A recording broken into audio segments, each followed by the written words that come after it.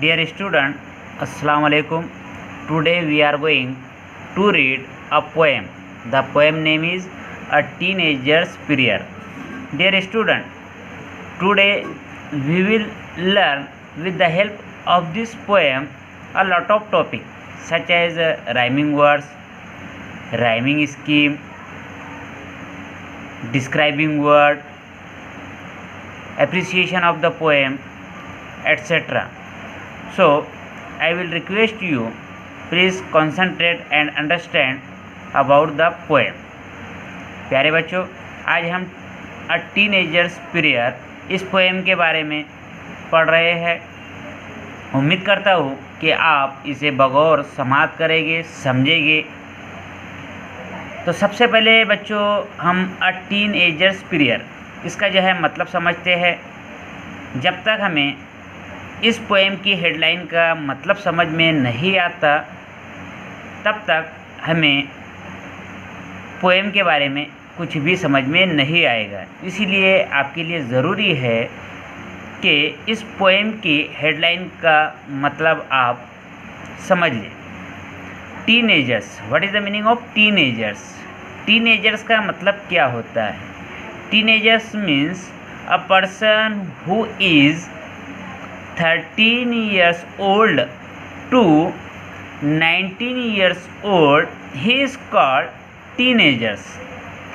ऐसा शख्स, ऐसा इंसान जिसकी उम्र 13 साल से 19 साल तक हो, इस तरह के इंसान को, इस तरह के शख्स को टीनेजर्स कहते हैं। तो प्यारे बच्चों, ये पोएम जो है एक टीनेजर्स की है। अ टीनेजर्स की प्रेयर है। प्रेयर का मतलब होता है दुआ, और जाहिर सी बात है कि हम दुआ किससे करते हैं? गॉड से करते हैं, खुदा से करते हैं, अल्लाह ताला से करते हैं। तो प्यारे बच्चों, इस पोएम को लाउडली रीडिंग करने से पहले इस पोएम की शुरुआत में कुछ एक्टिविटीज़ दी गई है जिसका नाम है वार्मिंग अप एक्टिविटी। इस एक्टिविटी को अगरचे हम अच्छे से सॉल्व कर लेते हैं, समझ लेते हैं, तो आगे चलकर ये पोएम हमें जो है अच्छे से समझ में आएगी। इसीलिए ज़रूरी है कि वार्मिंग अप एक्टिविटी इसको आप बगौर समझे, उसे सॉल्व करें, उसे हल करें। तो प्यारे बच्चों, वार्मिंग अप एक्टिविटी में एक एक्टिविटी है जिसे कहते हैं चिट चैट। चिट चैट यानी कि एक जो है छोटी सी गुफ्तगू होती है जिसे हम गैर ज़रूरी गुफ्तगू भी कहते हैं। लेकिन इस गुफ्तगू पर अगरचे हम ध्यान देंगे, इसमें दिए गए कुछ सवालात है, उन सवालात को जो है हम हल करते हैं, तो जाहिर सी बात है कि इस पोएम को समझने में हमें आसानी होगी। तो यहाँ पर लिखा हुआ है कि form groups of 5 to 6 and discuss, give a rating of 1 to 5 to each of the following. इसका मतलब ये है कि 5 से 6 तुलबा का ग्रुप बनाइए, अपनी पसंद के मुताबिक झैल के नुकात की तरतीब जो है मुकर्रर कीजिए। यहाँ पर कुछ जो है नुकात दिए हुए हैं, कुछ ऑप्शंस दिए हुए हैं, इनको आप अपनी पसंद के हिसाब से, ये ज़रूरी नहीं है कि जो है कौन सा जो है ऑप्शन, कौन सा नुकात, कौन सा पॉइंट पहले आए, ये आपकी पसंद पर डिपेंड करता है। यहाँ पर होगा यूँ कि कुछ बच्चे सी को जो है पहला नंबर देंगे, तो चंद बच्चे ई को देंगे, तो चंद बच्चे ए को देंगे। ऐसा हो सकता है।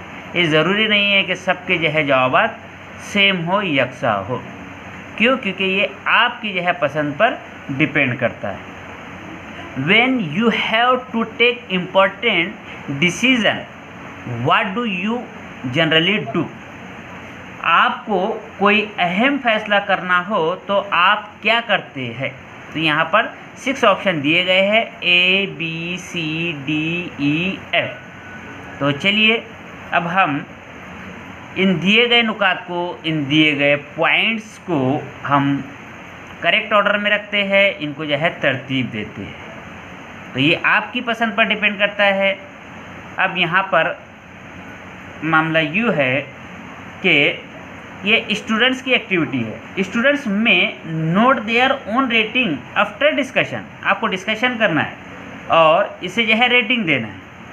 लेकिन यहाँ पर मैं अपने हिसाब से, अपनी सोच के हिसाब से इन पॉइंट्स को जो है रेटिंग देता हूँ। यहाँ पर मैं अपने ख्याल से जो है इन पॉइंट्स को रेटिंग दूंगा, जैसे कि यहाँ पर दिए गए हैं 6 पॉइंट्स कि आपके सामने कुछ अहम जो है तो मतलब कुछ मसला दरपेश हो जाता है, तो आपको कोई अहम फैसला लेना होता है। तो ऐसी सूरत में मसले का हल निकालने के लिए सबसे पहले आप क्या करेंगे?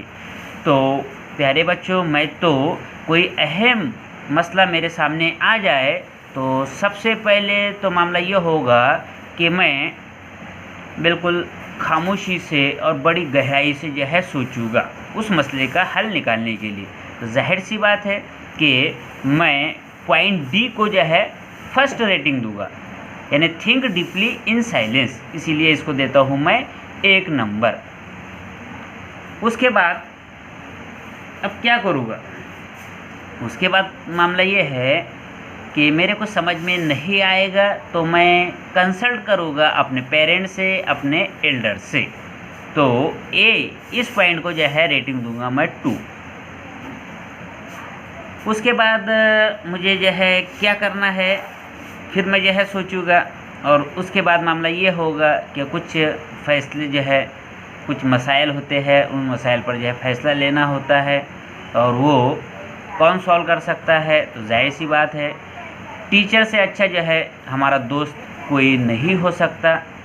टीचर जो है एज अ स्टूडेंट, हम जब स्टूडेंट है तो हमारे जो है टीचर जो है बहुत अच्छे दोस्त होते हैं। तो जाहिर सी बात है कि मैं अब इस पॉइंट को जो है रेटिंग दूंगा 3। उसके बाद मामला ये है कि अब बचे 3 पॉइंट्स। अब 3 पॉइंट्स में से चौथा रेटिंग मैं किसको दूंगा? अब जाहिर सी बात है ये टीनेजर्स की पीरियड है, ये टीनेजर्स का ज़माना है। टीनेजर्स में हम बहुत सारे दोस्त रखते हैं, हमारे जो है दोस्ती करने का एक अच्छा जो है अरसा होता है। हमारे बहुत सारे दोस्त होते हैं, कोई मसला हमारे सामने दरपेश होगा तो जाहिर सी बात है कि सबसे बड़ा जो रिश्ता होता है, सबसे अच्छा जो रिश्ता होता है वो दोस्ती का रिश्ता होता है। और दोस्त इस उम्र में जो है खुसूसन हमारे बहुत जो है साथ आते हैं, हमें अच्छा ताउन करते हैं, साथ देते हैं। तो जाहिर सी बात है कि इस नुकात को, इस पॉइंट को जो है मैं रेटिंग दूंगा 4। उसके बाद मामला ये होता है कि कभी कभार जो है बहुत ही जो है संजीदा मसला सामने जो है दरपेश हो जाता है, कुछ समझ में नहीं आता। ऐसी सूरत में अब हम देखते हैं कि कोई रास्ता कोई बाकी नहीं रहा। ऐसी सूरत में हम क्या करते हैं कि या खुदा अब कोई रास्ता दिखाई नहीं दे रहा है, अब तू ही बता। तो जाहिर सी बात है कि अब हम क्या करेंगे? Pray to God for guidance. खुदा से जो है हम रिक्वेस्ट करेंगे कि प्लीज़ गॉड गाइड अस। तो जाहिर सी बात है अब मैं जो है इस पॉइंट को जो है रेटिंग दूंगा 5। उसके बाद बचता है आखिरी ऑप्शन, आखिरी पॉइंट, वो है F। इस पॉइंट में लिखा हुआ है toss a point two decide. कभी कभार जो है हम बहुत सोचने के बाद, पेरेंट्स से जो है सलाह मशवरा लेने के बाद, टीचर से की हेल्प लेने के बाद, उसी के साथ दोस्तों से जो है एडवाइस लेने के बाद और फिर जो है गॉड से जो है प्रे करने के बाद भी हमारे जो है समझ में नहीं आता। ऐसी सूरत में हम आखिर पर जो है किसी डिसीज़न पर पहुंचते हैं, वहां पर आखिरी पर 2 रास्ते बचते हैं। ऐसी सूरत में हम क्या करते हैं? कभी कभार टॉस कर लेते हैं, इधर जाना या उधर जाना। तो जाहिर सी बात है कि toss a point two decide. ऐसी सूरत में जो है हम इस पॉइंट को जो है देंगे रेटिंग 6। तो प्यारे बच्चों, इस तरह से ये चिट चैट एक्टिविटी हमारी कंप्लीट होती है। उसके बाद यहाँ पर एक दूसरा जो है पॉइंट है, एक दूसरा क्वेश्चन है, इसमें ख़ास तौर पर एपोस्ट्रॉफी ये जो है फिगर्स ऑफ स्पीच है, फिगर्स ऑफ स्पीच की टाइप है एपोस्ट्रॉफी। तो प्यारे बच्चों, खुसूसन इस पोएम में टीनेजर्स पीरियड के जो पोएट है उस पोएट का नाम है जे मोर्स। इन्होंने इस पोएम में जो है एक फिगर्स ऑफ स्पीच जो है खुसूसी तौर पर जो है यूज़ की है। उस फिगर्स ऑफ स्पीच का नाम है एपोस्ट्रॉफी। तो सबसे पहले हम एपोस्ट्रॉफी की जो है डेफिनेशन देख लेते हैं। तो in poetry very often there are lines in which the poet seems to talk directly to an absent person, an abstract idea और thing object. Such a tactic device used by the poet is the figure of speech, apostrophe। तो प्यारे बच्चों, इसका मतलब ये है कि अक्सर औकात तकरीर में या नज़म के किसी मिसरे या शेर में किसी गैर हाजिर शख्स, एन एब्सेंट पर्सन, किसी गैर हाजिर शख्स, किसी तसव्वुर या फिर किसी गैर मरई शय या खुदा ताला, अल्लाह ताला, या फिर किसी मुर्दा शख्स वगैरह को मुखातिब बनाकर बोलते हैं, ऐसे बयान को एपोस्ट्रॉफी, फिगर्स ऑफ स्पीच की टाइप एपोस्ट्रॉफी यानी गायब से गुफ्तगू सनद कहते हैं। यहाँ पर कुछ जो है एग्जाम्पल दी गई है, मिसालें दी गई है।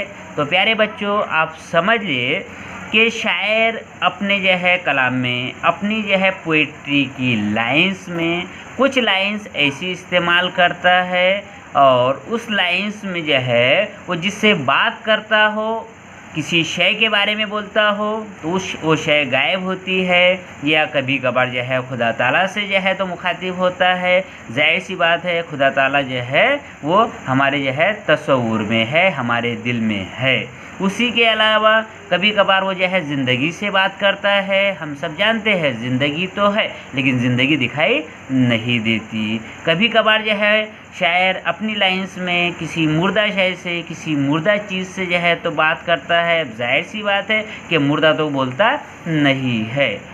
तो जाहिर सी बात है ऐसी जो लाइंस होती है उन लाइंस में जो फिगर्स ऑफ स्पीच इस्तेमाल हुई है उसे एपोस्ट्रॉफी कहते हैं। यहाँ पर हम कुछ एग्जांपल्स देखते हैं।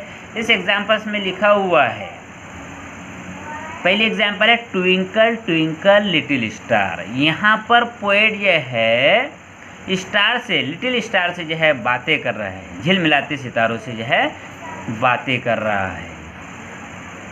दूसरी लाइन में है death where is thy sting. यहाँ पर जो है पोएट इस लाइन में डेथ से, मौत से जो है बात कर रहा है। मौत दिखाई नहीं देती यानी गायब है। उसी के बाद एक और लाइन है एग्जाम्पल के लिए, ओ क्योमैन। क्योमैन से मुराद होता है गार में रहने वाले आदमी।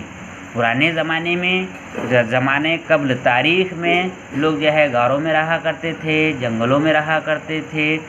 तो ओ क्योमैन, क्योमैन से मुराद होता है प्री हिस्टोरिक मैन। ओ क्योमैन I wish I could live with you. यहाँ पर पोएट जो है ऐसी ख्वाहिश जाहिर कर रहा है कि ओ क्योमैन, अगरचे मैं जो है उस ज़माने में होता, आपके ज़माने में, तो आपके साथ रहने मेरी भी जो है ख्वाहिश होती कि मैं आपके साथ जो है रहूँ। यहाँ ख्वाहिश जाहिर कर रहा है क्योमैन। यहाँ पर क्योमैन जो है तो उसके सामने मौजूद नहीं है। यहाँ पर यानी कि यह है क्या है, वो शख्स क्योमैन क्या है, गायब है। तो जाहिर सी बात है इन तीनों लाइंस में फिगर्स ऑफ स्पीच की जो है एपोस्ट्रॉफी जो है इस्तेमाल की गई है। अब प्यारे बच्चों, यहाँ पर आपको एपोस्ट्रॉफी इस फिगर्स ऑफ स्पीच को समझाने के बाद मैं समझता हूँ कि आप समझ गए होंगे। इसके बाद आपको जो है कुछ लाइंस कंप्लीट करना है। Now complete the following creating examples of apostrophe of your own. आपके दिल से, आपके खुद से जो है इस लाइन को, इस दी गई इन लाइंस को जो है क्या करना है, कंप्लीट करना है। यहाँ पर पोएट कहता है ओ लाइफ, यहाँ पर ज़िंदगी से बात, ओ लाइफ हाउ अब इसके बाद जो है हम इसको कंप्लीट करेंगे कि oh life how you are difficult.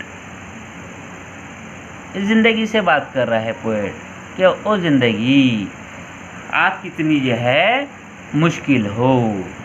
जाहिर सी बात है, ज़िंदगी दिखाई नहीं दे रही है ना, जाहिर सी बात है ये लाइन काई की हुई, एपोस्ट्रोफी की। उसके बाद यहाँ पर जो है दूसरी लाइन में पोएट जो है बात कर रहा है डियर गॉड प्लीज़, खुदा से जो है रिक्वेस्ट कर रहा है कि डियर गॉड, गॉड जो है उसके तसव्वुर में है, उसके जो है दिल में है, उसके ईमान में है। तो dear God please show me the right path, या खुदा मुझे जो है सही रास्ता दिखा। तो जाहिर सी बात है यहाँ पर खुदा उसके तसव्वुर में है, खुदा मौजूद उसके सामने नहीं है। उसके बाद और एक एग्जाम्पल्स है बुक्स। यहाँ पर जो है पोएट बुक्स से बात कर रहा है, बुक्स किताबों से। Books you are my best friends, तुम मेरी जो है बेहतरीन दोस्त हो। किससे बात कर रहा है? बुक्स से बात कर रहा है। अब बुक्स जो है तो उसके सामने नहीं है, बहुत सारी बुक्स है। तो जाहिर सी बात है इंसान का जो है तो सच्चा जो दोस्त है वो क्या है? बुक्स है, क्योंकि बुक्स उस इंसान को क्या करता है? नॉलेज देता है। उसके बाद जो है पोएट एग्ज़ाम से बात कर रहा है। अगली एग्जाम्पल है एग्ज़ाम्स, इम्तिहानात। आई विश, मैं ऐसी जो है ख्वाहिश करता हूँ, मैं ऐसा मानता हूँ कि you will be very kind to me, कि जब मैं एग्ज़ाम में जाऊँगा तो एग्ज़ाम तू मेरे से जो है कैसा सलूक करेगा? रहम दिली का जो है सलूक करेगा। I wish you will be very kind to me. जाहिर सी बात है एग्ज़ाम जो है ये मुर्दा, ये दिखाई देने वाली चीज़ नहीं है, कोई जानदार चीज़ नहीं है, कोई सामने मौजूद नहीं है, ये उसके तसव्वुर में है। और नेक्स्ट एग्जाम्पल है ओ यू ब्यूटीफुल स्काई। यहाँ पर पोएट जो है तो खूबसूरत आसमान से जो है बातें कर रहा है। खूबसूरत आसमान जो है उसके सामने मौजूद नहीं, और वो आसमान की तरफ देखकर जो है वो बातें कर रहा है। Oh you beautiful sky please give us rain, हमारे लिए पानी जो है बारिश बरसा दे। तो इस तरह से हमने इस एक्टिविटी को भी जो है कंप्लीट किया है। तो प्यारे बच्चों, अभी आपने एपोस्ट्रोफी इस फिगर्स ऑफ स्पीच की टाइप को जो है अच्छे से समझने की कोशिश की। अब उसके बाद on the page number 2 there is a instruction for the teacher. The instruction is teacher should explain the apostrophe in punctuation and apostrophe as a figure of speech. यहाँ पर एक इंस्ट्रक्शन दी गई है टीचर्स को खुसूसी तौर पर, कि टीचर्स को चाहिए कि वो बच्चों को एपोस्ट्रोफी इसको जो है एज अ पंक्चुएशन के तौर पर भी समझाए और as a figures of speech के तौर पर भी समझाए। मैंने अभी आपको फिगर्स ऑफ स्पीच के तौर पर एपोस्ट्रोफी को समझा दिया कि एपोस्ट्रोफी होती क्या है। अब उसके बाद जो है आपको पंक्चुएशन के तौर पर भी जो है मैं एपोस्ट्रोफी के बारे में समझाने की कोशिश करता हूँ। तो प्यारे बच्चों देखिए कि एपोस्ट्रोफी ये जब पंक्चुएशन मार्क के तौर पर भी इस्तेमाल की जाती है। यहाँ पर आपके सामने एग्जाम्पल मौजूद है, यह है एपोस्ट्रोफी। एपोस्ट्रोफी का इस्तेमाल देखिए कि to form the positive of a noun के साथ जो है तो इसका पॉजिटिव के तौर पर जो है इस्तेमाल होता है। यहाँ पर एक एग्जाम्पल लिखी हुई है कि द बॉयज़ पेरेंट्स।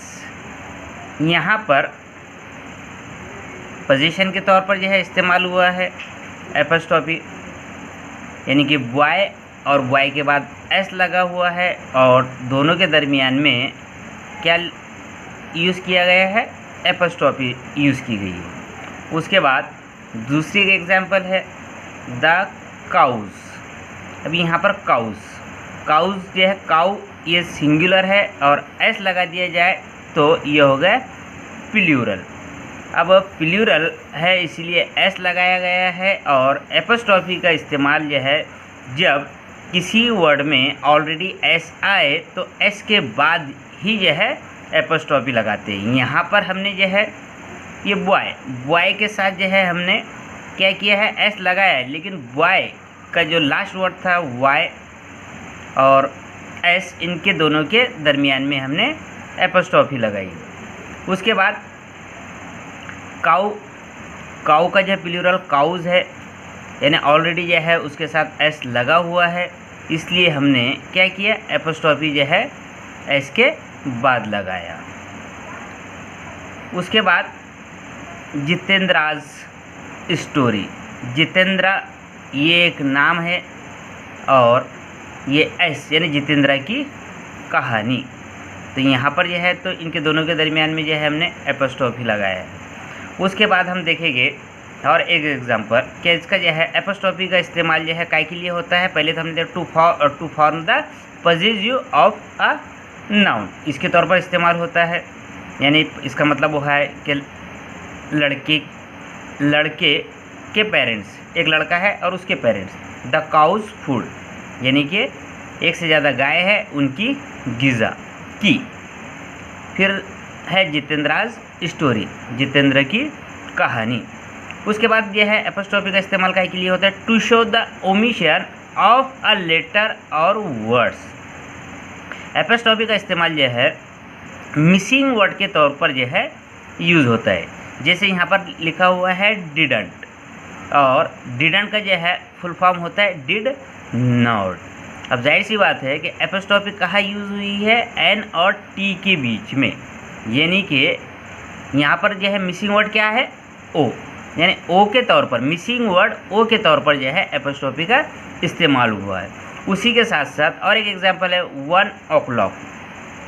1 o'clock यहाँ पर ओ और सी, ओ और क्लॉक के बीच में एपोस्ट्रोफी का इस्तेमाल हुआ है।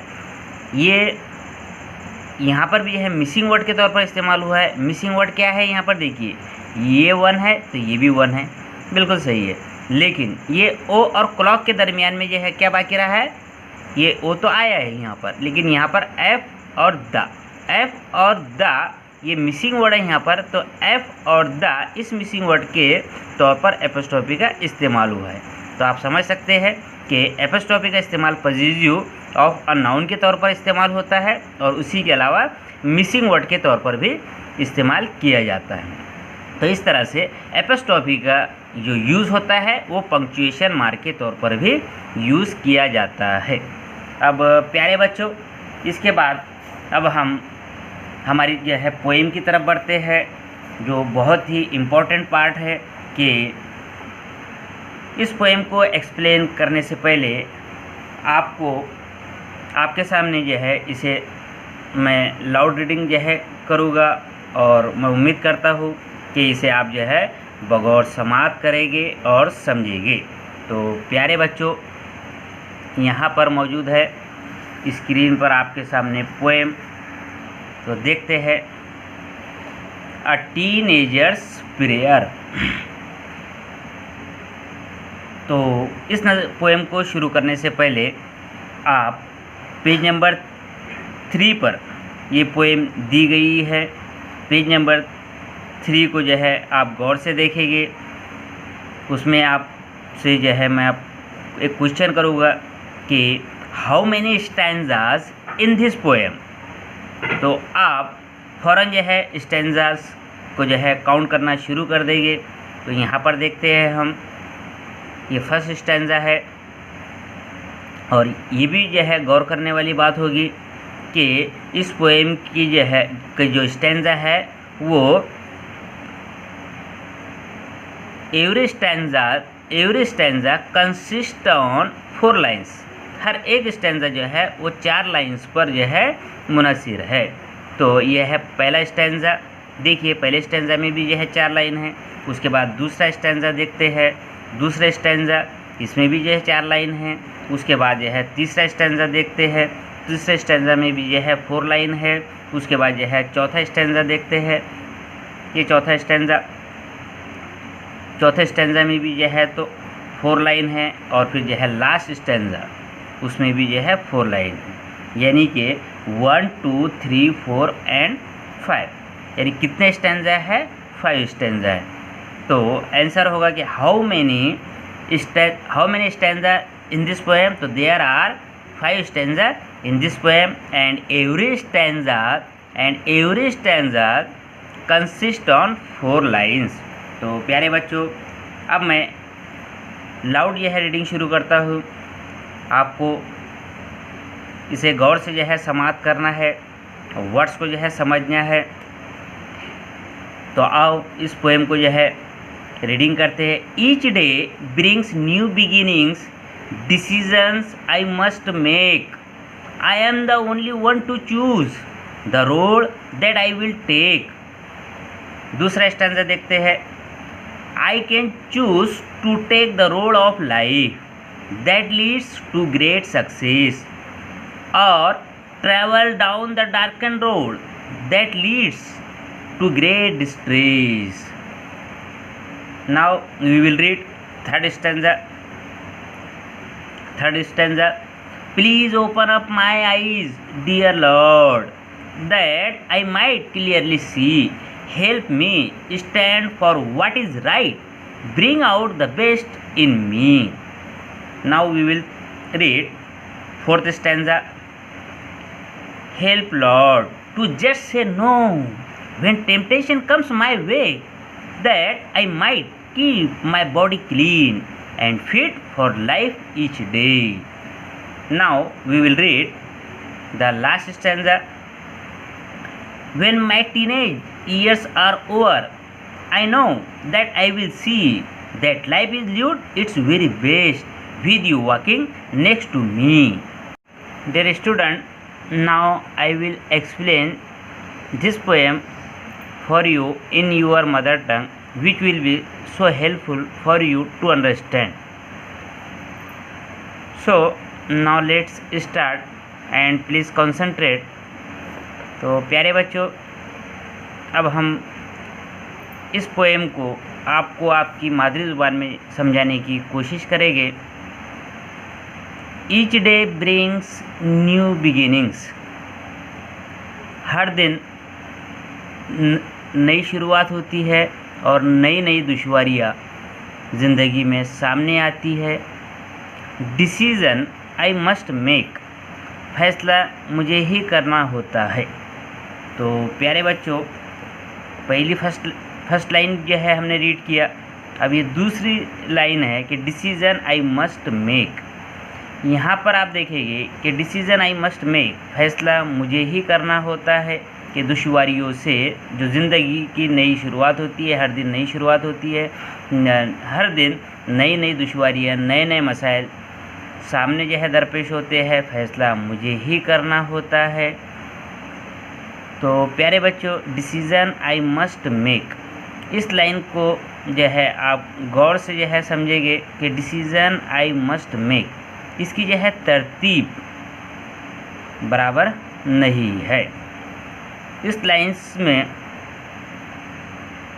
जो सेंटेंस पैटर्न है, लाइन का जो पैटर्न है वो तरतीब से नहीं है। आप देखेंगे कि इंग्लिश लैंग्वेज में जो सेंटेंस पैटर्न होता है खुसूसी तौर पर वो यूँ होता है कि subject plus verb plus object, लेकिन यहाँ पर हम देखेंगे कि इस लाइन में ये सब्जेक्ट है, ये वर्ब है और ये ऑब्जेक्ट है। डिसीज़न, फैसला।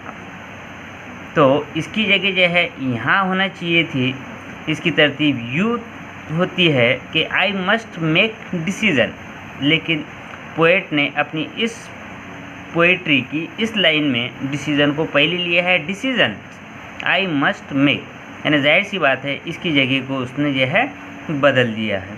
तो कहने का मतलब यह है कि पोएट ने इस लाइन में जो है फिगर्स ऑफ स्पीच की जो टाइप यूज़ किया है वो है इन्वर्जन। अब इन्वर्जन क्या है, अब ये देखते हैं हम। इन्वर्जन, इन्वर्जन का मतलब होता है उल्टा, माकुस।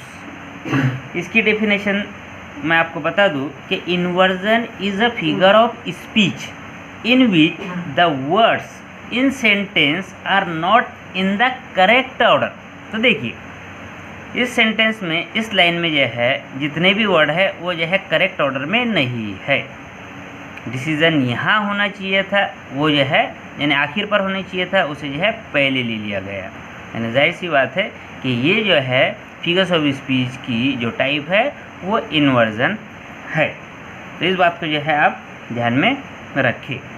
उसके बाद इस स्टैंजा की हम थर्ड लाइन देखते हैं। I am the only one to choose the road that I will take. इसका मतलब ये होता है कि ज़िंदगी गुजारने के लिए मेरे लिए कौन सा रास्ता सही है, ये मुझे ही जो है चुनना होता है, मुझे ही इंतखाब करना होता है।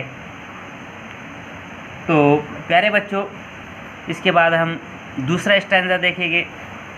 दूसरा स्टैंजा में है कि I can choose to take the road of life. I can choose to take the road of life. मैं वो रास्ता चुन सकता हूँ, मैं वो रास्ता इंतखाब कर सकता हूँ that leads to great success, जो मुझे बड़ी कामयाबी की तरफ ले जा सकता है। ये मेरे ही हाथ में है, ये मेरे ही बस में है कि I can choose to take the road of life. The road of life, ज़िंदगी का जो है तरीका, ज़िंदगी जीने का तरीका जो है वो मैं ही जो है तो इंतखाब कर सकता हूँ, मैं ही चुन सकता हूँ। अगरचे मैंने जो है ज़िंदगी जीने का, ज़िंदगी गुजारने का सही रास्ता जो है चुन लिया, तो that leads to great success, तो वो रास्ता मुझे क्या करेगा, कामयाबी की तरफ ले जाएगा। तो प्यारे बच्चों, इस लाइन में भी, इस स्टैंजा की पहली लाइन में भी पोएट ने अपनी इस पोएट्री की इस लाइन में फिगर्स ऑफ स्पीच का जो है यूज़ किया है, और वो फिगर्स ऑफ स्पीच कौन सी है ये जो है देखने वाली बात होगी। तो मैं आपको बता दूं कि I can choose to take the road of life. The road of life, road का मतलब होता है सड़क, रोड का मतलब होता है रास्ता, लेकिन यहाँ पर जो है पोएट ने जो है रोड को जो है कैसे मुखातिब किया है, डायरेक्टली तरीके से, यानी यहाँ पर रोड का मतलब होता है तरीका। तो जाहिर सी बात है कि रोड को, रास्ते को उसने जो है सीधे जो है कह दिया है तरीका। तो मैं आपको बताऊं कि इस लाइन में पोएट ने मेटाफर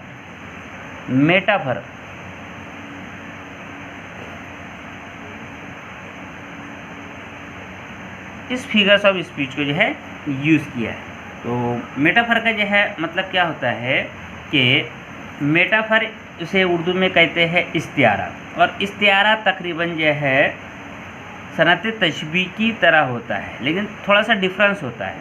सनअत तशबीह में होता क्या है कि शायर किसी चीज़ को किसी चीज़ के मानिंद बताता है, किसी चीज़ को किसी चीज़ के मानिंद बताता है। सनअत तशबीह यानी कि सिमिली, फिगर्स ऑफ स्पीच की टाइप सिमिली और मेटाफर में थोड़ा सा डिफरेंस है।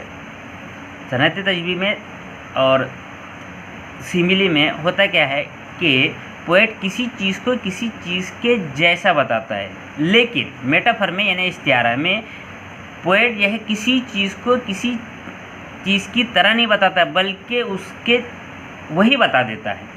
जैसे कि अगर मैं आपको एग्जांपल दूँ कि एक शेर है उर्दू में कि किस तरह मैं अपने आँखों के तारे को भेज दूँ, जोगी बना के राज दुलारे को भेज दूँ। यानी कि यहाँ पर एक माँ जो है अपने बेटे के ताल्लुक़ से कह रही है। अब यहाँ पर उसे जो है वो अपना बेटा ना कहते हुए क्या कह रही है, आँखों का तारा कह रही है।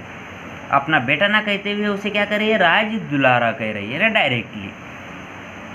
तो जाहिर सी बात है यहाँ पर पोएट ने रोड को सीधे जो है तरीका कहा है, यानी कि इस लाइन में पोएट ने मेटाफर इस जो है फिगर्स ऑफ स्पीच का यूज़ किया है।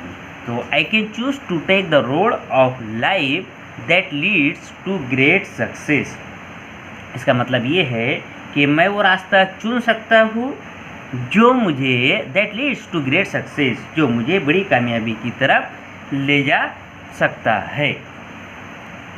इस स्टैंजा की जो है थर्ड लाइन देखते हैं, और travel down the dark and road that leads to great distress, और travel down the dark and road. अगर मैं गलत या बुराई का रास्ता अपनाता हूँ, यहाँ कहने का मतलब क्या है, और travel down the dark and road, अगर मैं जो है गलत रास्ता जो है अपनाता हूँ, बुराई का रास्ता जो है अपनाता हूँ, डार्क एंड रोड, डार्कन से मुराद होता है बुराई का, अंधेरे का, खराबी का। तो और travel down the dark and road, अगर मैं खराबी का, बुराई का रास्ता अपनाता हूँ तो that leads to great distress, वो मेरे लिए जो है मुसीबत का बास बन सकता है, वो मेरे लिए जो है मुसीबत कर सकता है। तो प्यारे बच्चों, अब यहाँ पर आप देखेंगे कि इस स्टैंजा की थर्ड लाइन में और travel down the dark and road, इस लाइन में भी पोएट ने एक फिगर्स ऑफ स्पीच इस्तेमाल किया है। उस फिगर्स ऑफ स्पीच का नाम है एलिट्रेशन। उस फिगर्स ऑफ स्पीच का नाम है एलिट्रेशन। अब एलिट्रेशन जो है क्या होता है, तो एलिट्रेशन की जो है डेफिनेशन जो है मैं आपको जो है बता दूँ कि एलिट्रेशन का मतलब होता है, एलिट्रेशन इज द रिपीट होता है ऑफ द लेटर और syllable at the beginning of two और मोर वर्ड्स, और the repetition of the words of the same sound in sentence. क्या होता है कि लाइन में कुछ ऐसे वर्ड इस्तेमाल होते हैं जो सेम साउंड के हो, या फिर जो है ऐसे कुछ वर्ड जो है इस्तेमाल होते हैं जिनमें जो है एक ही लेटर जो है 2 या 3 या उससे ज़्यादा मर्तबा आता है। यहाँ पर हम देखेंगे कि इस लाइन में और ट्रैवल डाउन, यहाँ पर देखेंगे कि ये डाउन जो है ये वर्ड की में जो है ये वर्ड की शुरुआत जो है डी से हुई है, डी इस लेटर से हुई है, और एक जो है तो इसमें जो है तो वर्ड आया है डार्कन, और डार्कन की भी जो शुरुआत डी से हुई है। तो इसीलिए इस लाइन को जो है हम एलिट्रेशन कहेंगे, यानी इस लाइन में फिगर्स ऑफ स्पीच की जो टाइप इस्तेमाल हुई है वो एलिट्रेशन हुई है, क्योंकि इसमें जो है डी इसका जो है साउंड भी जो है आया है, और उसी के अलावा डी इस लेटर को जो है एक से ज़्यादा मर्तबा जो है यूज़ किया गया है। तो इस तरह से हमारे जो है 2 स्टैंजा होते हैं। अब जो है हम तीसरे स्टैंजा की तरफ बढ़ते हैं। तीसरे स्टैंजा में देखेंगे हम, please open up my eyes dear lord, ए अल्लाह या खुदा मेरी आँखें खोल दे, that I might clearly see, जिससे कि मैं साफ तौर पर देख सकूं, साफ तौर पर समझ सकूं कि क्या अच्छा है और क्या बुरा है। यहाँ पर बच्चा खुदा से जो है प्रे करता है, दुआ करता है कि या अल्लाह मेरी आँखें खोल दे। यहाँ आँखें खोल देने से मुराद यानी मुझे जो है कुछ अच्छी समझ दे, मुझे नेक हिदायत दे कि मैं अच्छाई और बुराई में जो है फ़र्क को समझ सकूं। हेल्प मी मेरी मदद कर, फॉर व्हाट इज़ राइट क्या जो है सही है और क्या गलत है। Bring out the best in me मेरे अंदर जो है बेहतरी पैदा कर, जिससे मैं अपने सबसे बेहतर फैसले कर सकूं। यहाँ पर जो है बच्चा खुदा ताला से जो है दुआ कर रहा है। तो प्यारे बच्चों, यहाँ पर हम देखेंगे कि इस स्टैंजा की भी पहली लाइन में पोएट ने फिगर्स ऑफ स्पीच की एक टाइप यूज़ किया है, और वो टाइप है एपोस्ट्रोफी। इससे पहले मैं आपको जो है तो समझा चुका हूँ कि जब पोएट अपने किसी जो है लाइन में खुदा से मुखातिब हो, या किसी मुर्दा शय से मुखातिब हो, या किसी गायब शय से जो है मुखातिब हो, तो उस लाइन में उस लाइन को जो है एपोस्ट्रॉफी, फिगर्स ऑफ स्पीच की एपोस्ट्रॉफी कहते हैं। यहाँ पर जो है बच्चा जो है किससे मुखातिब है? डियर लॉर्ड से मुखातिब है। Please open up my eyes dear Lord, ये बच्चा यहाँ पर खुदा से मुखातिब है। जाहिर सी बात है कि इसमें इस लाइन में पोएट ने एपोस्ट्रॉफी इस जो है फिगर्स ऑफ स्पीच को यूज़ किया है। उसके बाद हम जो है फोर्थ स्टैंजा देखते हैं। फोर्थ स्टैंजा में help Lord to just say no, या खुदा मेरी मदद कर, ऐ खुदा मेरी मदद कीजिए इनकार करने में, ना कहने में। वेन, जब टेम्पटेशन कम्स माय वे, जब कोई ख्वाहिश या जब कोई लालच, टेम्पटेशन लालच, जब कोई जो है लालच मेरा रास्ता रोके, मेरे रास्ते में आए, मुझे यह है बुराई की तरफ ले जाए, तो या खुदा उस वक्त मेरी मदद कर ना कहने में, इनकार करने में। That I might keep my body clean, जिससे मैं अपने जिस्म को पाकीज़ा रख सकूँ, पाक रख सकूँ। And fit for life each day, और ज़िंदगी के हर मसाइल का सामना करने के लिए मैं तैयार रहूँ। And fit for life each day.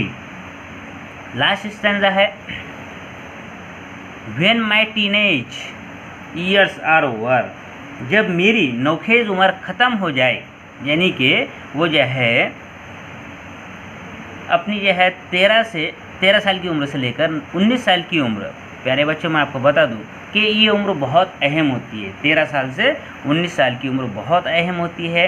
अगरचे कि आप इस उम्र में अच्छी जो है आदतें सीखते हैं तो अल्लाह के फजल करम से आप जो है ज़िंदगी अच्छी गुजारेगी। आपको जो है तो कोई भी बुराई आपका सामना नहीं कर पाएगी। तो मैं आपसे भी जो है तो रिक्वेस्ट करूँगा, आपको हिदायत दूँगा कि इस उम्र में अपने आप को जो है संभाले, अपने आप पर जो है गौर कीजिए, सही फैसले लीजिए, अच्छाई और बुराई में जो है फ़र्क समझिए।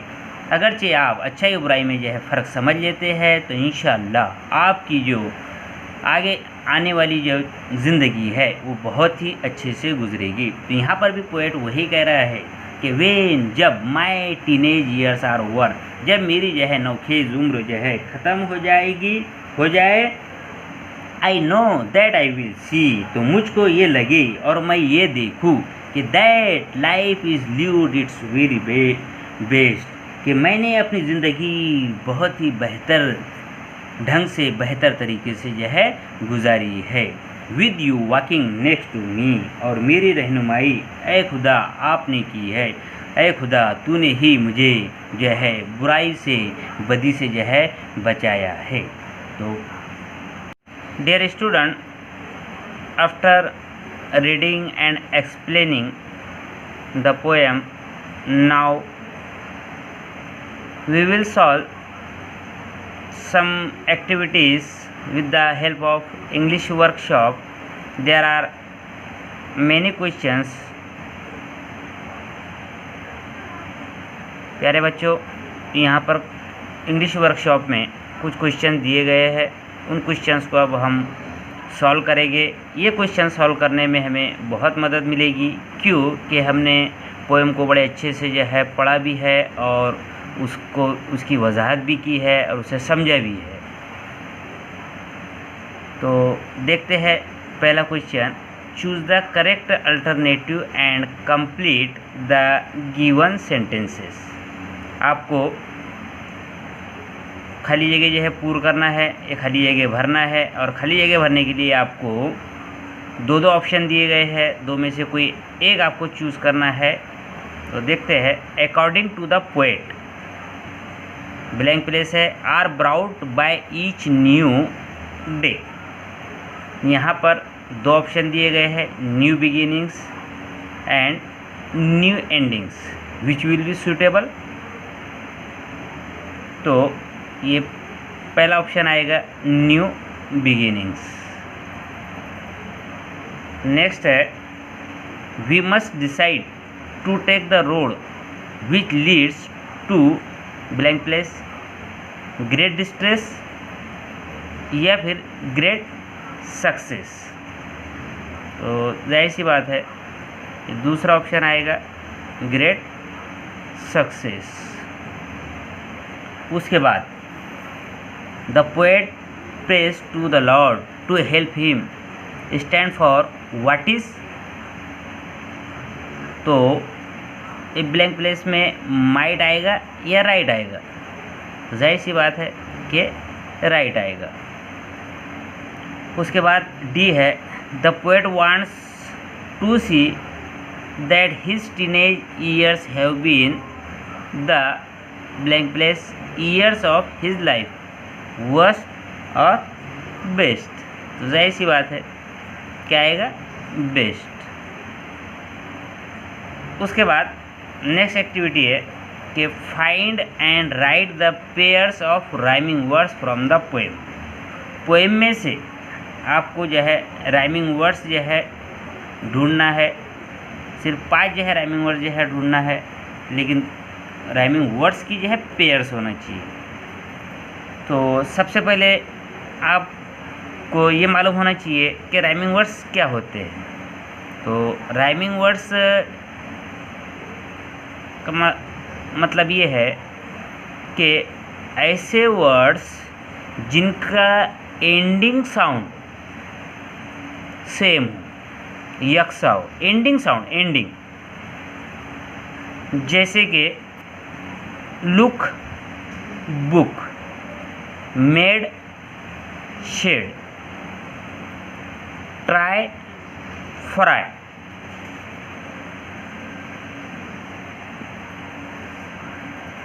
बी, सी।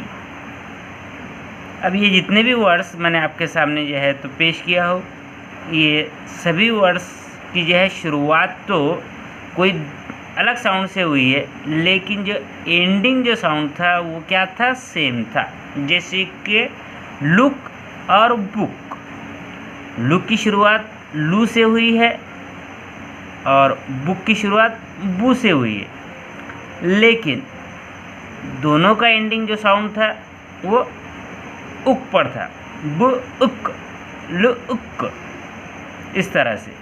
तो जाहिर सी बात है अब हम पोएम में से देखेंगे कि एंडिंग साउंड जिसके सेम होंगे वो एक दूसरे के राइमिंग वर्ड्स होंगे। तो यहाँ पर हम देखेंगे कि अब राइमिंग वर्ड जो है तो कौन से होते हैं ये भी समझना ज़रूरी है कि राइमिंग वर्ड जो है तो आपको लाइंस के बीच में से नहीं लेना पड़ता है, बल्कि लाइंस के आखिर वाले वर्ड को जो है कंसीडर करना होता है और लाइन के आखिर वाले वर्ड्स को जो है मैच करना होता है। तो यहाँ पर देखेंगे हम कि पहला वर्ड है बिगिनिंग्स, बिगिनिंग्स। उसके बाद है मेक, उसके बाद है चूज़ और उसके बाद है टेक।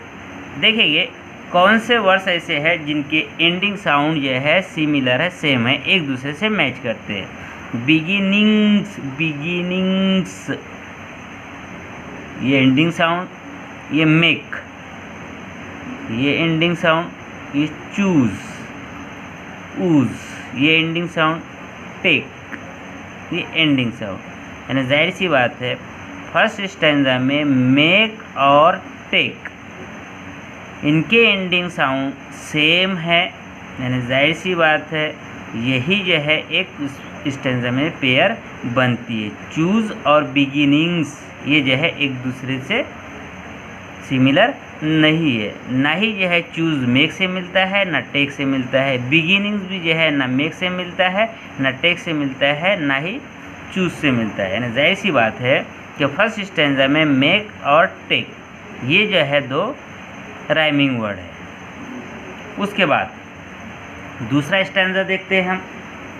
दूसरा स्टैंजा में लास्ट जो वर्ड है, याद रखिए कि अगरचे आपको राइमिंग वर्ड्स जो है ढूंढना है, फाइंड आउट करना है, तो पोएम में दी गई लाइन के आखिरी वाले वर्ड को ही लेना होता है। आप बीच में दरमियान में जो है वर्ड जो है फाइंड आउट नहीं कर सकते। लाइन के आखिर वाले वर्ड को ही मैच करना होता है, आखिरी वाले वर्ड में ही राइमिंग वर्ड ढूंढना होता है। बीच में जो है आपको जाने की गलती नहीं करनी चाहिए। तो इस सेकंड स्टैंजा का जो पहली लाइन है और पहली लाइन का आखिरी वर्ड है वो है लाइफ, दूसरा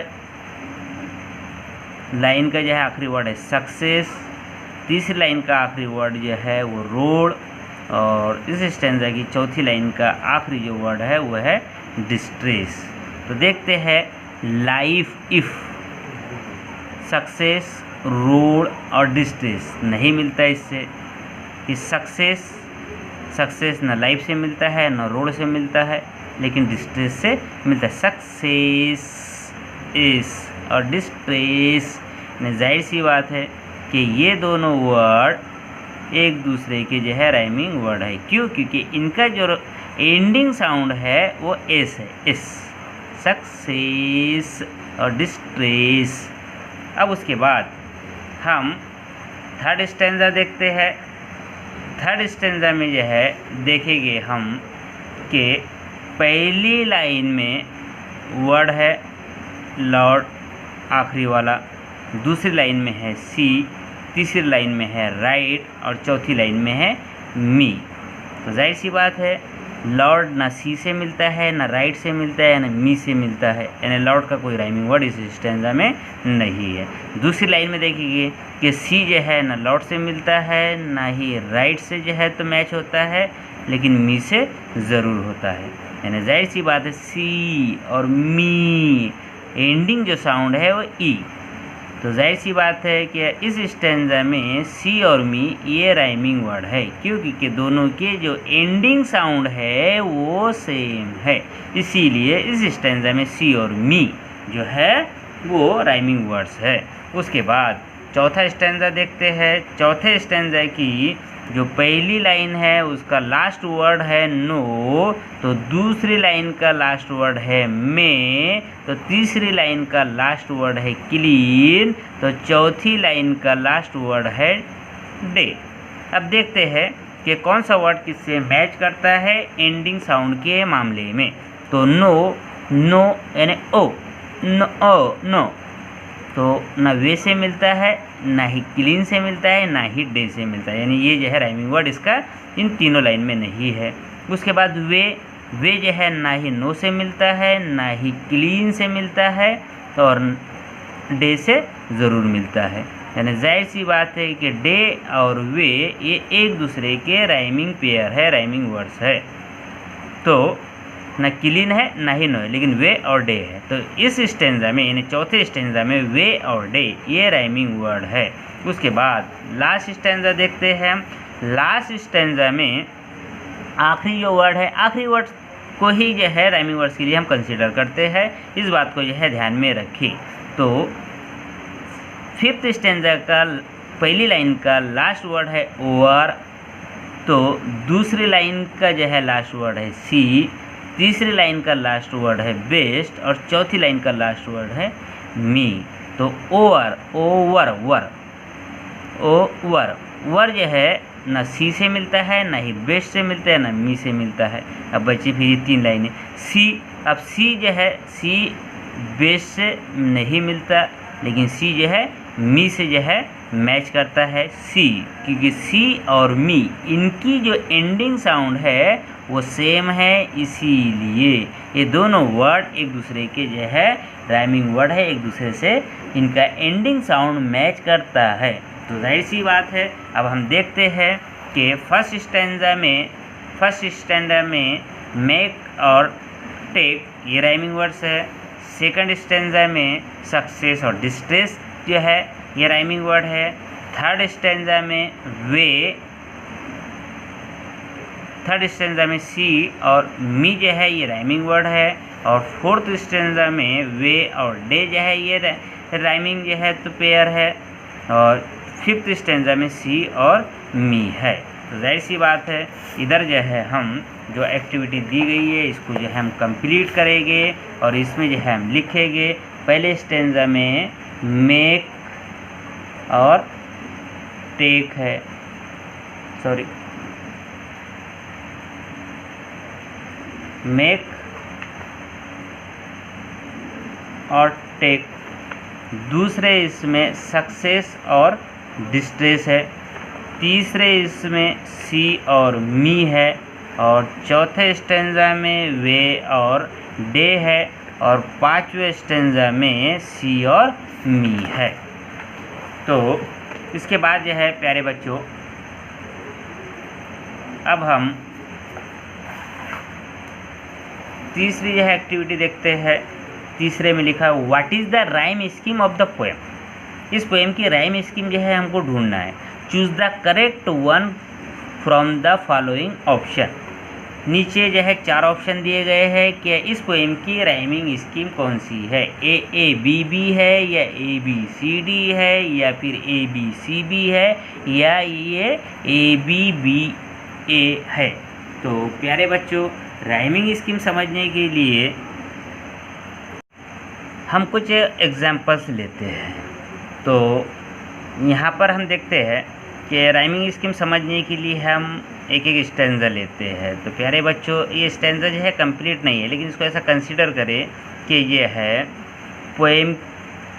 किसी पोएम के जो है एक स्टैंजा में 4 लाइन्स होती है। यहाँ पर हमने 4 लाइन लिया है, 1 2 3 और 4। और जाहिर सी बात है कि राइमिंग स्कीम समझने के लिए हमें जो है राइमिंग वर्ड समझना ज़रूरी है। और राइमिंग वर्ड जो है तो लाइन के आखिर में आते हैं।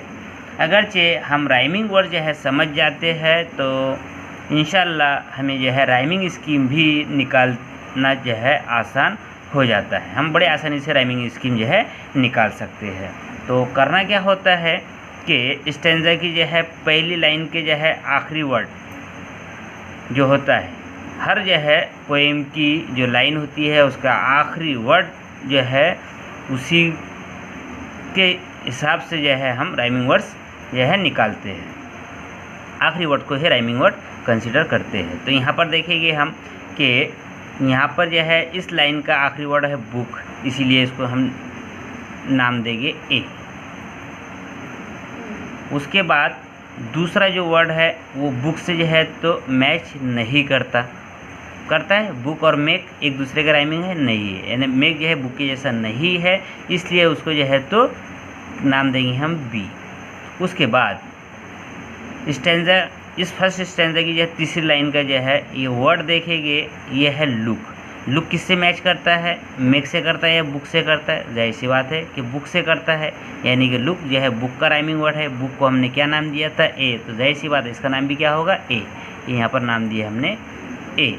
उसके बाद इस स्टैंजा का जो है जो चौथा वर्ड है वो है टेक। अभी टेक जो है किससे मैच करता है? टेक जो है लुक से करता है नहीं, मेक से करता है यस। मेक को क्या नाम दिया था हमने, बी, इसीलिए इसे भी हम क्या देंगे, बी। जाहिर सी बात है इस स्टैंजा की जो राइमिंग स्कीम होगी वो क्या होगी, ए बी ए बी, ये ए बी ए बी। और एक दूसरी एग्जांपल लेते हैं हम। दूसरी एग्जांपल ये है, देखिए ये एक स्टैंजा लिया है। इस स्टैंजा का आखिरी वर्ड बुक है, इसका मेक है, इसका मेड है और इसका शेक है। तो देखते हैं हम बुक को जो है क्या नाम देंगे हम, ए। ये पहली लाइन है, पहली लाइन के जो है तो पहले वर्ड को जो है हम ए देंगे। उसके बाद ये दूसरी लाइन का जो है इस वर्ड को जो है इससे मैच करेंगे। इससे मैच होता है मेक और बुक एक जैसा है नहीं है, इसीलिए इसको फिर क्या नाम देंगे हम, बी। ये दे दिया बी। उसके बाद तीसरे वर्ड को देखेंगे, तीसरे लाइन के जो है आखिरी वाले वर्ड को देखेंगे मेड। मेड जो है किससे मिलता है, मेक से मिलता है नहीं, बुक से मिलता है नहीं मिलता, इसीलिए फिर इसको नाम देंगे हम सी। उसके बाद जो है तो चौथा वर्ड, चौथी लाइन का जो है चौथा वर्ड, अब ये है शेक। अब शेक जो है किससे मैच खाता है, शेक मेड से मैच खाता है नहीं, मेक से यस, इसीलिए मेक और शेक एक जैसा है। मेक को हमने जो है क्या नाम दिया था, बी, इसलिए शेक को भी क्या नाम देंगे हम, बी। जाहिर सी बात है कि अब इस स्टैंजा की जो राइमिंग स्कीम होगी वो क्या होगी, ए बी सी बी। ये ए बी सी बी। और एक एग्जांपल लेते हैं जिससे जो है आपके जो है बड़े अच्छे से समझ में आ जाएगा। अब ये एक स्टैंजा लिए, इस स्टैंजा के जो आखिरी वाले जो है वर्ड है, पहली लाइन का आखिरी वर्ड बुक है, दूसरी लाइन का आखिरी वर्ड लुक है, तीसरी वाली लाइन का आखिरी वर्ड टेक है, और चौथी वाली लाइन का आखिरी वर्ड केक है। तो देखते हैं, पहली लाइन के जो है पहले वर्ड को जो है हम ए नाम देते हैं। अभी बुक का जो है, बुक के बाद जो है लुक है, लुक जो है बुक से मैच करता है, हक करता है, इसीलिए इसको भी नाम क्या दे देंगे हम फिर ए। क्यों? क्योंकि जो हमने बुक को ए नाम दिया है, इसीलिए इसका नाम भी ए रहेगा। उसके बाद जो है तो टेक है, टेक लुक से जो है मैच करता है, नो। बुक से मैच करता है, नो। फिर ये किसी से मैच नहीं करता, इसीलिए इसको नाम देंगे हम ए के बाद क्या आता है बी, इसलिए इसको दिए बी। उसके बाद बचा है यह है इस स्टैंजा का चौथी लाइन का आखिरी वर्ड केक। केक किस से मैच करता है? केक जो है बुक से मैच करता है, नो। लुक से मैच करता है, नो। टेक से मैच करता है, यस। टेक से जब मैच करता है, टेक को जो है क्या नाम दिया था? बी, इसीलिए केक को भी क्या नाम देंगे हम? बी। इसी तरह से इस स्टैंजा की जो राइमिंग स्कीम होगी वो क्या होगी? ए बी बी, ये ए बी बी। तो उसी तरह से अब हमें और एक एग्जाम्पल लेनी होगी। इस लास्ट एग्जाम्पल को जो है अच्छे से समझ लीजिए। ये भी एक स्टैंजा है, इस स्टैंजा की भी 4 लाइन्स है, और 4 लाइन्स के आखिरी वाले जो है वर्ड्स हमने लिए हैं। अब देखते हैं इस स्टैंजा की पहली लाइन का जो आखिरी वर्ड है वो है बुक। अब जाहिर सी बात है, पहली जो है पहले वर्ड को हम ए नाम दे देते हैं, हमेशा याद रखिए कि ए नाम देना होगा। उसके बाद दूसरी लाइन का ये वर्ड देखते हैं, ये वर्ड पहला बुक था तो ये दूसरा शेक है, शेक बुक से मैच करता है? नहीं करता, तो इसीलिए इसको नाम देंगे हम बी। उसके बाद तीसरी लाइन का ये आखिरी वाला वर्ड देखेंगे, ये है उड। उड ये है शेक से मैच है? नहीं है। बुक से है? नहीं है, इसीलिए इसको नाम देंगे हम सी। उसके बाद ये लास्ट लाइन है, 4th लाइन है, 4th लाइन का आखिरी वर्ड है ट्राई। ट्राई जो है ये किससे मैच करता है? उड से? नो। शेक से? नो। बुक से? नो। जाहिर सी बात है, ये ना तो ये है बुक से, ना ही शेक से, ना ही उड से, ये डिफरेंट ही वर्ड है, इसीलिए इसको जो है नाम देंगे हम डी। इसी तरह से इस स्टेंजा का जो राइमिंग स्कीम बनेगा वो बनेगा ए बी सी डी। तो प्यारे बच्चों, अब हम पोएम की तरफ बढ़ते हैं, और पोएम में दिए गए स्टेंजा इसकी जो है हम राइमिंग स्कीम बनाते हैं। तो देखते हैं पहले स्टेंजा का में 4 लाइन है, 4 लाइन की जो है आखिरी वाले जो है वर्ड देखते हैं, ये है बिगिनिंग। बिगिनिंग को नाम देंगे हम ए। ये है मेक, मेक बिगिनिंग से मैच करता है? नहीं करता, इसीलिए इसको नाम देंगे हम बी। ये अब है चूज़, चूज़ मेक से मैच करता है? नहीं। बिगिनिंग से मैच करता है? नहीं, इसीलिए इसको नाम देंगे हम सी। उसके बाद लास्ट लाइन का आखिरी वर्ड है टेक। टेक चूज से मैच करता है? नहीं। मेक से मैच करता है? यस। मेक से जो है, मेक से टेक जो है मैच करता है, टेक से मेक मैच करता है, तो मेक को क्या नाम दिया था हमने? बी, इसीलिए टेक को भी क्या नाम देंगे? बी। इसी तरह से इस स्टैंजा की जो राइमिंग स्कीम बनेगी वो ए बी सी बी। अब दूसरा स्टैंजा देखते हैं हम। तो प्यारे बच्चों, याद रखिए कि जनरली क्या होता है कि अगर किसी पोएम के पहला ही स्टैंजा की जो राइमिंग स्कीम जो होगी जनरली तकरीबन जो है क्या बाकी के स्टैंजा की भी राइमिंग स्कीम वही होती है। ऐसा नहीं कि बदलते नहीं, बदलते भी कभी कभार जो है राइमिंग स्कीम जो है दूसरे स्टैंजा की बदलती है, लेकिन जनरली नहीं बदलती। आमतौर पर ऐसा ही होता है कि पहले स्टैंजा की जो राइमिंग स्कीम होगी दूसरे स्टैंजा की भी राइमिंग स्कीम तकरीबन वैसे ही होती है। लेकिन फिर भी हम जो है देख लेते हैं। ये दूसरा स्टैंजा है, पहला वर्ड है लाइफ, इसीलिए इसको जो है नाम देंगे ए। दूसरा वर्ड है सक्सेस, लाइफ से मैच नहीं करता, इसीलिए नाम देंगे बी।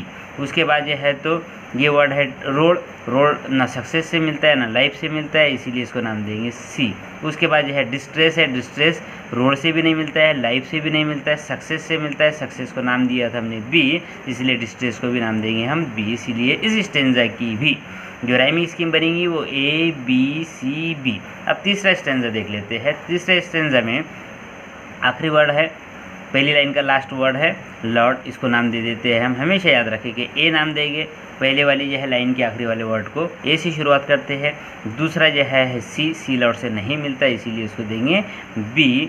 फिर ये है राइट, राइट जो है ना सी से मिलता है ना लॉर्ड से मिलता है, इसीलिए उसको देंगे नाम सी। उसके बाद जो है मी ना राइट से मिलता है ना लॉर्ड से मिलता है तो सी से मैच करता है, इसीलिए इसको हमने सी को नाम बी दिया था, इसीलिए मी जो है सी से मिलता है तो मी को भी नाम देंगे हम बी। इसीलिए इस तीसरे स्टेंजा का भी जो राइमिंग स्कीम बनेगा वो बनेगा ए बी सी बी। तो अभी तक हम देखते हुए आए हैं कि पहले स्टेंजा का भी ए बी सी बी है, तो दूसरे स्टेंजा का भी ए बी सी बी है, तो तीसरे स्टेंजा का भी जो राइमिंग स्कीम है वो ए बी सी बी है। उसके बाद जो है चौथा स्टेंजा देखते हैं। चौथे स्टेंजा का लास्ट वर्ड है नो, इसको जो है हम डायरेक्टली ए नाम देंगे। उसके बाद जो है वे नो से नहीं मिलता है, इसीलिए उसको बी देंगे। उसके बाद क्लीन है, क्लीन ना ही वे से मिलता है ना ही नो से मिलता है, इसलिए नाम देंगे सी। उसके बाद लास्ट लाइन है, लास्ट लाइन का जो लास्ट वर्ड है वो डे है। डे जो है क्लीन से भी मिलता नहीं है, नो से भी मिलता नहीं है, वो मिलता है तो मैच करता है वे से, इसीलिए हमने वे को जो नाम दिया था बी, वही नाम जो है डे को देंगे बी। इसीलिए फोर्थ स्टेंजा का भी जो राइमिंग स्कीम होगा वो ए बी सी बी होगा। उसके बाद लास्ट स्टेंजा देखते हैं। लास्ट स्टेंजा का लास्ट वर्ड है, पहली लाइन का लास्ट वर्ड है ओ आर, इसीलिए उसको जो है पहली लाइन का जो है लास्ट वर्ड रहता है तो उसे ए देते हैं, बगैर किसी जो है शक व शुबे के, बगैर किसी देखे के। उसके बाद जो है तो दूसरी लाइन का जो है लास्ट वर्ड देखेंगे सी और से मिलता है नहीं मिलता है, इसीलिए उसको नाम देंगे बी।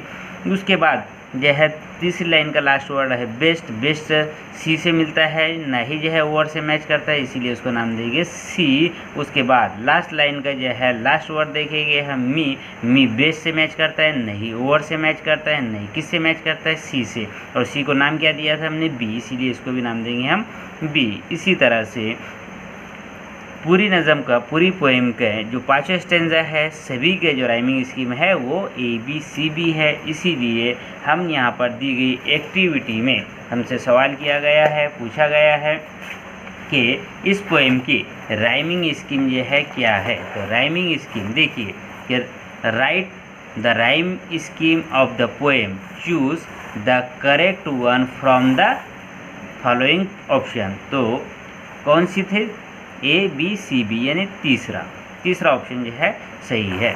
उसके बाद हम जो है देखते हैं नेक्स्ट क्वेश्चन में है match the lines in column A with the figures of speech in column B. Column A में जो है कुछ लाइंस दी गई है फ्रॉम द पोएम से ली गई जो है लाइंस है, 4 लाइंस है 1 2 3 4, और उसके जो है सामने जो है कॉलम बी में फिगर्स ऑफ स्पीच की टाइप दी गई है, इससे आपको मैच करना है। तो डिसीजन आई मस्ट मेक, यानी जाहिर सी बात है कि ये जो है सेंटेंस जो है, ये लाइन जो है इन करेक्ट ऑर्डर में नहीं है, जाहिर सी बात है ये है इन्वर्जन है, इसीलिए जो है हम इसको जो है मैच कर, इसको जुड़ी लगाएंगे, मैच करेंगे इन्वर्जन से। उसके बाद दूसरी लाइन है please open up my eyes dear Lord. यहाँ पर जो है पोएट लॉर्ड से जो है मुखातिब है, यानी जाहिर सी बात है एपोस्ट्रोफी है, तो यहाँ पर जो है एपोस्ट्रोफी से इसकी जो है तो जो है जोड़ी लगाएंगे, मैच करेगी। तीसरा है travel down the darken road. इस लाइन में जो है डी, ये साउंड जो है ये रिपीट हुआ है, ये लेटर रिपीट हुआ है डी, इसीलिए ये जो है फिगर्स ऑफ स्पीच की कौन सी टाइप होगी, एलिट्रेशन। तो यहाँ पर एलिट्रेशन से इसको जो है हम जोड़ेंगे। उसके बाद चौथी जो लाइन है I can choose to take the road of life. इस लाइन में पोएट ने जो है रोड जो है ज़िंदगी का तरीके को जो है रास्ते को जो है तरीका बताया है, यानी कि जो है ये मेटाफर जो है फिगर्स ऑफ स्पीच है। इस तरह से ये एक्टिविटी भी हमने कंप्लीट किए है।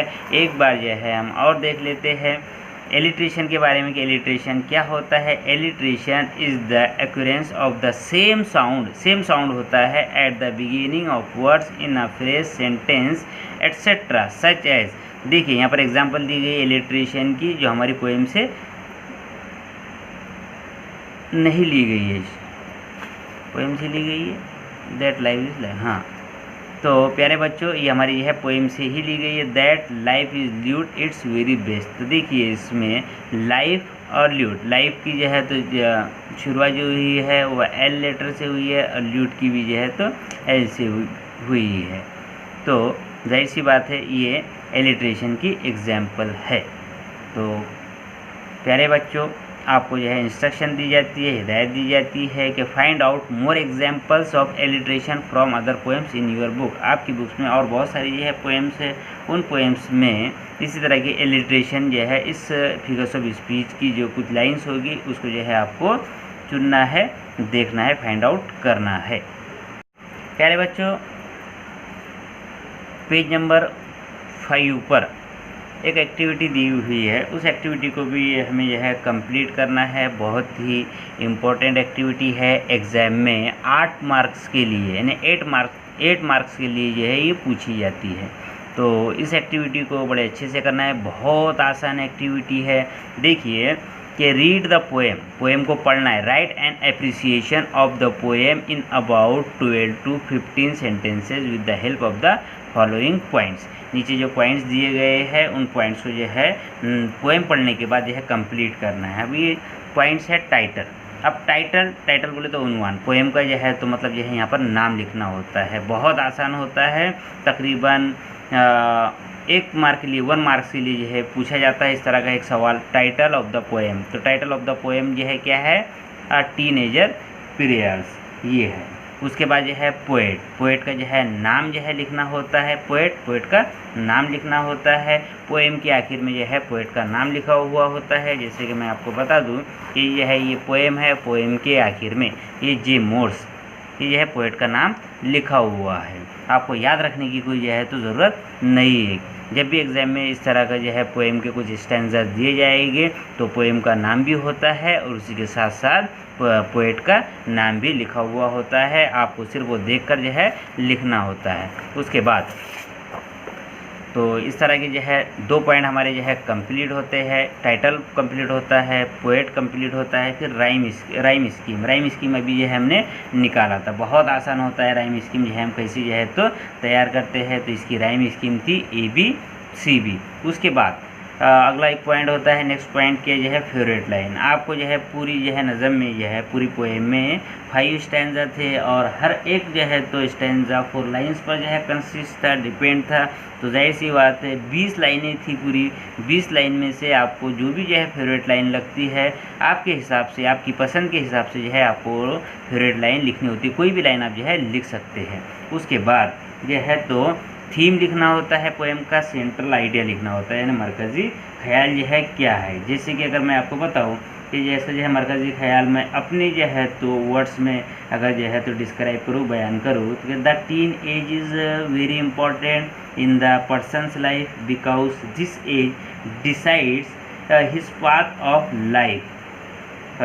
हिज सक्सेस और फेल्यूर डिपेंड्स करेक्ट डिसीजन। आपको जो है तो इसका इस तरह का जो है सेंट्रल आइडिया जो है लिखना होता है। आप अपने जो है तो ओन वर्ड्स में उसे जो है लिख सकते हैं, शॉर्ट में भी लिख सकते हैं और उसे जो है तो थोड़ा तफसील से भी जो है लिख सकते हैं। उसके बाद जो है तो इसमें ये पूछा जाता है कि फिगर्स ऑफ स्पीच जो है कौन कौन सी पूछी गई। तो हमने पोएम को जब रीड किया था, एक्सप्लेन किया था, तो उसमें देखा था हमने कि नियर अबाउट जो है 4 जो है फिगर्स ऑफ स्पीच पूछी गई थी। एक इन्वर्जन थी, एक मेटाफर थी, एक एलिट्रेशन थी और एक एपोस्ट्रोफी थी। इस तरह की जो है 4 जो है फिगर्स ऑफ स्पीच इसमें पूछी गई थी। उसी के बाद एक और क्वेश्चन, एक पॉइंट है इसमें कि स्पेशल फीचर क्या है इस पोएम का। उसकी जो है तो टाइप ऑफ द पोएम लिखना होती है, लैंग्वेज जो है कैसी थी पोएम की, जो है तो लिखने की जो है पोएट की जो है तो स्टाइल क्या थी, टोनिंग कैसी थी, इम्प्लीट जो है मीनिंग क्या थे, इस तरह के जो है लिखना होते हैं। जैसे कि मैं अगर अपनी जो है तो अल्फाज में अपने ओन वर्ड्स में जो है बयान करूँ क्या, this is a period, the child use the apostrophe on connect the got directly, language was so simple, easy to understand, the teenagers, आप जैसे स्टूडेंट्स के लिए जो है समझने के लिए जो है पोएट ने बहुत ही अच्छी लैंग्वेज इस्तेमाल किया। इस तरह से जो है आपको इसमें लिखना होता है। फिर उसके बाद जो है एक पॉइंट होता है कि वाई आई लाइक और why I dislike the poem, मुझे जो है ये पोएम क्यों पसंद करता हूँ, क्यों ना पसंद करता हूँ, उसके बारे में लिखना होता है। जाहिर सी बात है पोएम तो बड़ी अच्छी थी, इसीलिए इसको तो हमने डिसलाइक नहीं करेंगे, इसे जो है लाइक ही करेंगे। तो उसको जो है अगर मैं बयान करूँ कि अपने अल्फाजों में, तो उसको इस तरह से बयान कर सकता हूँ कि I like this poem because it is easy to understand and represent dilemma of the life of teenager. इस तरह से जो है हमारी ये एक्टिविटी कंप्लीट होती है। प्यारे बच्चों, पेज नंबर 3 पर हमने पोएम की रीडिंग किया। उसी पेज पर राइट साइड में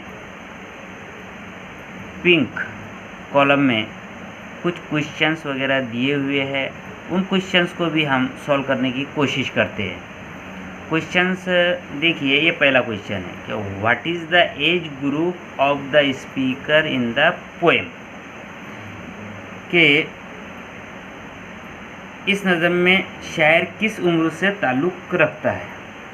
तो the answer is the age group of the speaker in this poem is teenager. इस तरह से इस क्वेश्चन का जो है आंसर होगा। दूसरा क्वेश्चन है कि what decisions does the speaker have to take, शायर को क्या फैसले करने होते हैं। The answer is to find the right way in his life, the decisions that will lead him to success. इस तरह उसका जो है हम आंसर लिख सकते हैं।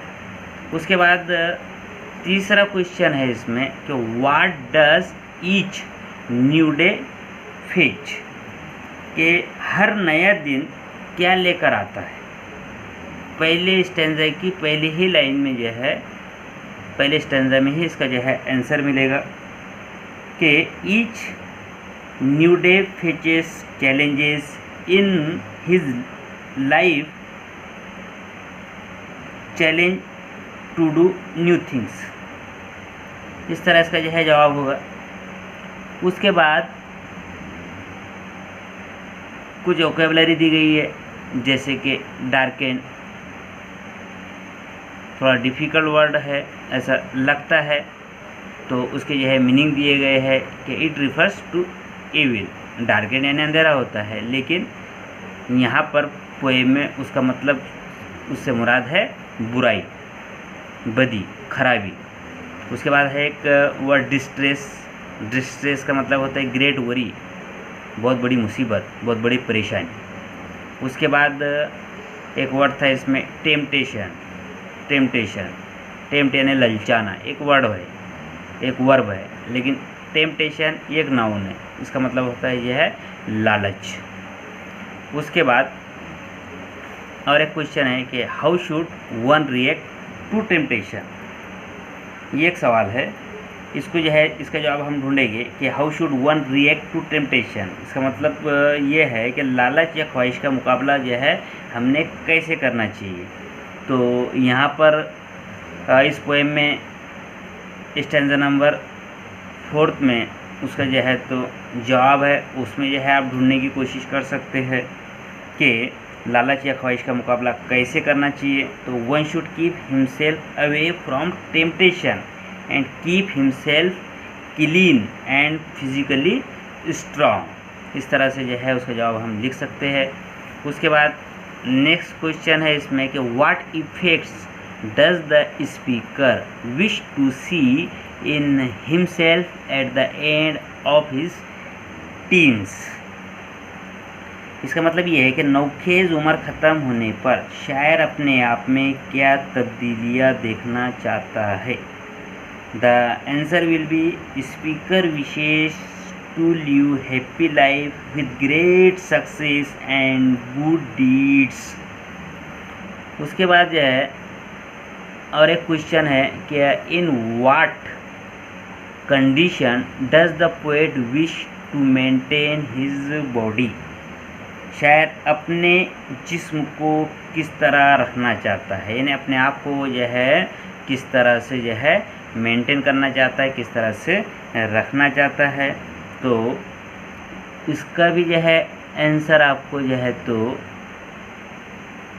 नियर अबाउट 4th स्टैंजा में जो है मिल जाएगा, आपको ज़्यादा परेशानी नहीं होगी। तो poet wish to maintain his body clean and remain physically fit to accept the challenges of life. इस तरह उसका जो है आंसर आप लिख सकते हैं।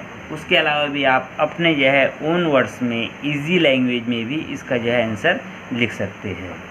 उसके बाद लास्ट क्वेश्चन है इसमें कि whose company does the poet wish for in the walk of life. इस क्वेश्चन का आंसर आपको जो है लास्ट स्टैंजा में यानी 5th स्टैंजा में जो है मिल जाएगा कि ज़िंदगी के रास्ते में शायर किसका साथ चाहता है। जाहिर सी बात है किसका, गॉड का। उसका जो है आंसर आप जो है यू भी लिख सकते हैं कि poet wants to get help from the god to walk on the right path और वे ऑफ लाइफ। इस तरह से भी जो है उसका जवाब हो सकता है। तो प्यारे बच्चों, मैं समझता हूँ इस पोएम को बड़े अच्छे से आपने जो है समझा होगा और आपके जो है समझ में भी आ गया होगा, क्योंकि इस पोएम में हमने बहुत सारी एक्टिविटी को कवर करने की कोशिश की। उम्मीद करता हूँ कि आपको इस तरह का जो है एक्सप्लेनेशन बहुत पसंद आया होगा। Thank you, good bye.